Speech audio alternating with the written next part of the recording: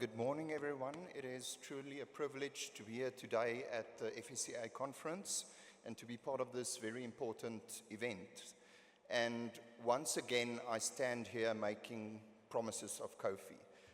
It seems to be a topic that keeps following me around, and hopefully in due course it is something that I can move on from. I do value, or rather question the value of my presentation, because if the only thing is that everybody wants to know is when, that's a very quick answer.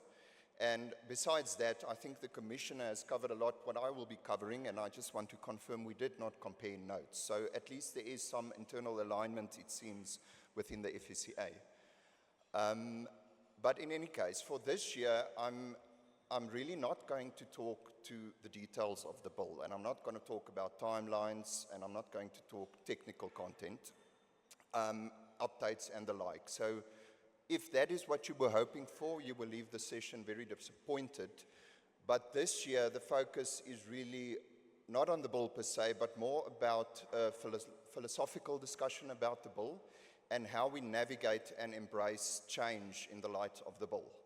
And this corresponds nicely with the theme for this conference, which is also focused on reimagining regulation for a changing world.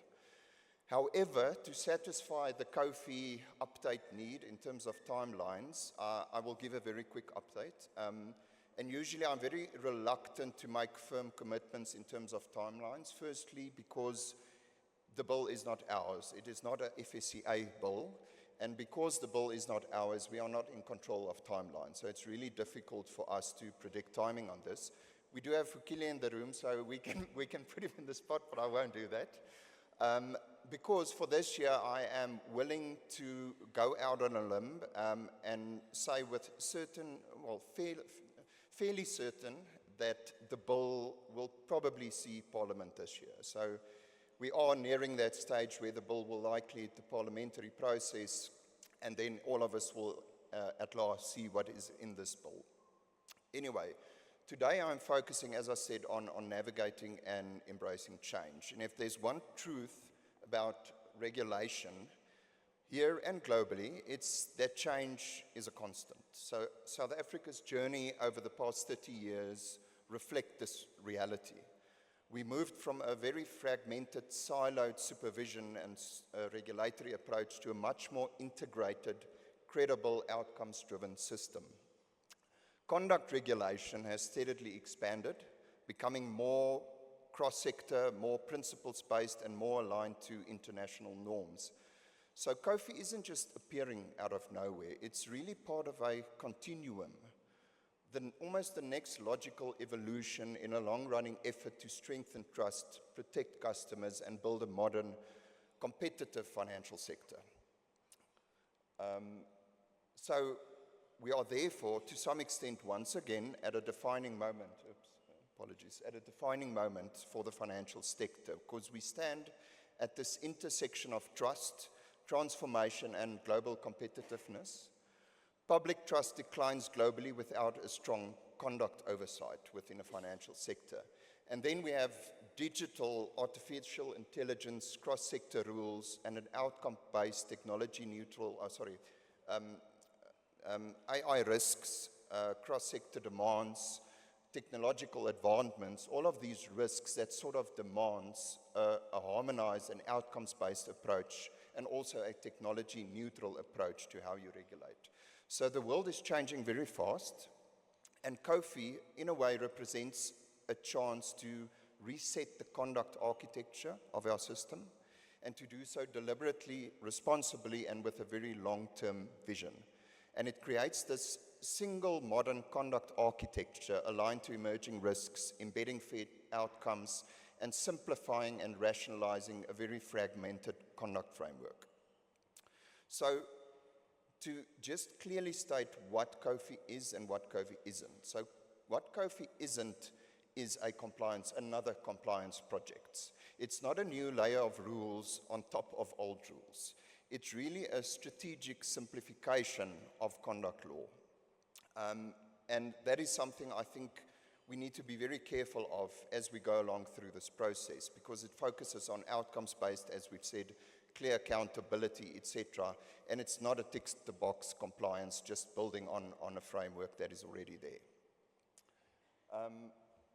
Then I also wanted to say that this is really conduct regulation in its most modern form. So it's focusing on what customers experience and not just what financial institutions file as part of their compliance approach. That's why today I want to talk about how we navigate and embrace this change, and not just as regulators, but also as a sector.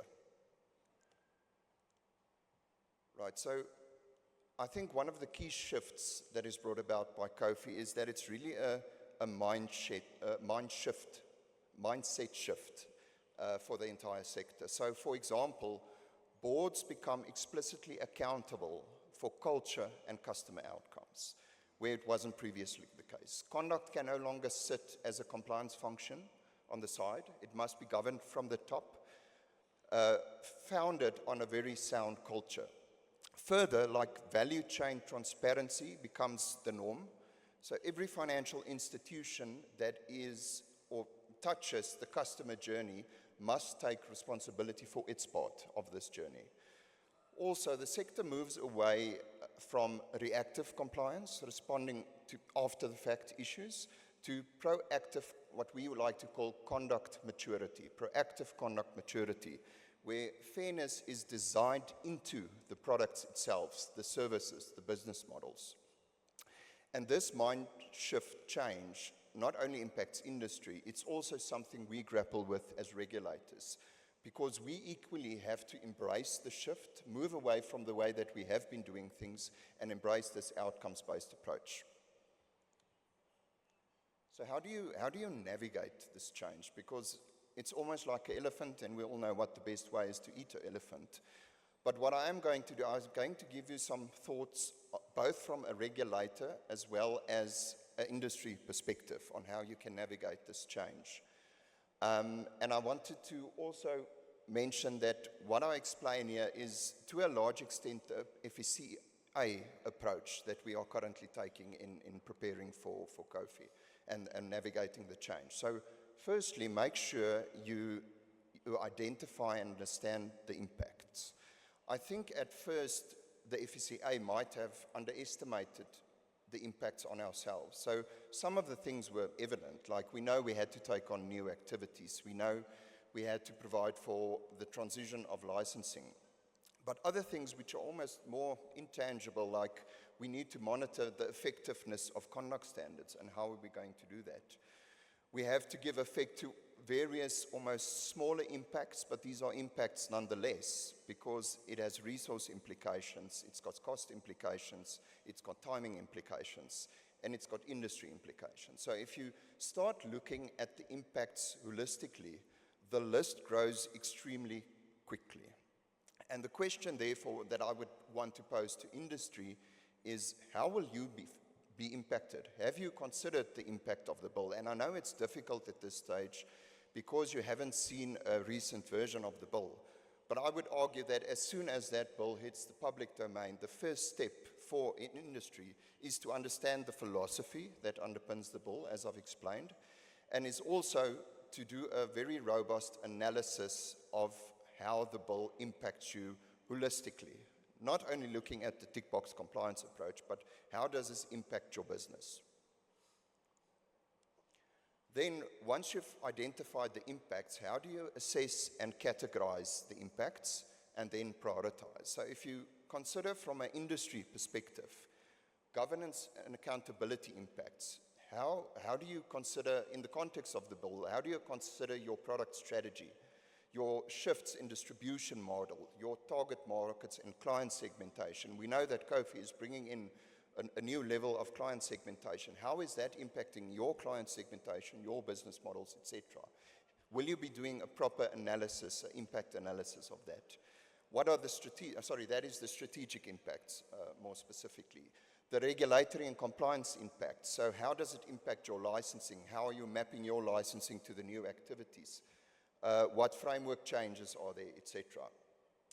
What are the technological and data impacts? We know that, for example, there will be emphasis on ensuring you have better data on understanding your conduct risks. So do you have the data capability to receive this data, to analyze it, to monitor conduct risk, and are you able to adhere to the new reporting requirements that will come in under the conduct return, the risk returns, and everything else that will be brought about by COFI? The people and culture impacts. The shift from outcomes-based to from a rules-based to an outcomes-based approach. How does that impact your people? How do you have to drive change management? How does it impact performance management? And how does it more closely align to customer outcomes? What are your incentive structures and how is it impacted? And how do you embed culture within the organization? So there's a very broad scope of impacts, I think, that you need to consider from an industry perspective.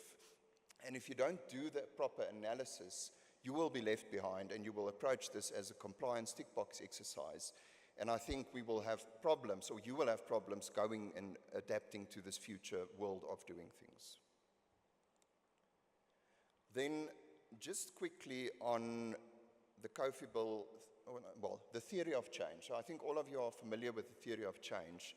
What I thought would be useful is to consider the theory of change from a COFI bill perspective and from an industry perspective specifically. So just for insight, the theory of change essentially serves as a compass or a roadmap detailing how and why specific activities will lead to desired long-term goals. So if you had to apply the theory of change to the COFI bill context, it would look something like this. It begins with input. So the capabilities and resources financial institutions must intentionally invest in. So if you apply COFI lens to this, this could translate to your governance strength. What is your governance strength? Do you have skilled key persons? Do you have an ethical culture? Do you have a data infrastructure, etc.? What is your oversight over systems that allow institutions to monitor conduct risk meaningfully?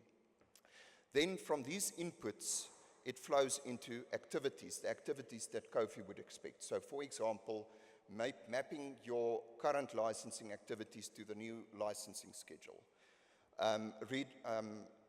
Redesigning your governance framework, strengthening your product oversight and distribution governance, enhancing your management information and data capabilities, etc. All of those are activities that you need to consider. The activities then produce tangible outputs, and which is basically the visible artifacts of readiness for COFI. So do you have updated frameworks? Do you have revised control structures? Do you have management information dashboards that can all support this process? And these would all be signs that a financial institution is starting to align itself to COFI and the way of operating under COFI. Then the real test under COFI is always the outcome. So I know we refer to outcomes over and over, but that is the test of COFI. So the behavioral and operational shifts inside the financial institution reflected as outcomes. So better governance, more transparency, responsible value chains, fairer products, fewer conduct failures, all of that point to better outcomes. And ultimately, this will then lead to the impact COFI is designed for, a financial sector that is trusted, that is inclusive, competitive, and genuinely aligned to the needs of South Africans. So that is the ultimate impact that you're aiming through. And this essentially is the change pathway that COFI sets in motion for the industry. Most important, so given all of that, by far the most important point I think of today is don't panic. So we say all of this, we give all of this information and industry goes into a panic. But our point has always been, and we've consistently communicated this, that COFI and the licensing transition process, the regulatory frameworks and everything that flows from that will be rolled out in a phased manner. So it will be done in a responsible manner. There will be sufficient lead time for implementation. There will be engagement with industry. And this will all be set out in a very workable, feasible plan that we will communicate to industry. However, you can't be left behind. So if you don't start thinking about these things, and as I said, once you start unpacking the impacts, if you don't start doing that, and if you don't understand and appreciate the theory underpinning the COFI bill, you will get to a problem when it starts to get to implementation. Even if you're not panicking, you will at some stage become panicky if you don't, embrace the theory of Kofi. So, as last words, I just want to say the future is built for those that prepare for it. So, Kofi is not the end of reform. There will always be reform, but it is definitely the beginning of a new era for our sector, given the theory that underpins it and the philosophy. I think the Kofi Bill presents an opportunity for us to get it right. So, as we've been saying, the conduct framework has been maturing. We're getting to a stage where we're really reaching the level of maturity that we want. But in order to get there, we need to execute on Kofi effectively. So we need to get it right, and get it right for ourselves as regulators. So regulators acting as the custodians of the financial sector and customers, getting it right as financial institutions that support economic growth, households, and the financial well-being of our financial customers, and ultimately getting it right for, as consumers, our most valuable asset. So, as a last word, let us lead this change with purpose, confidence, and collective ambition in how we embrace Kofi, its philosophy, and its objectives. Thank you.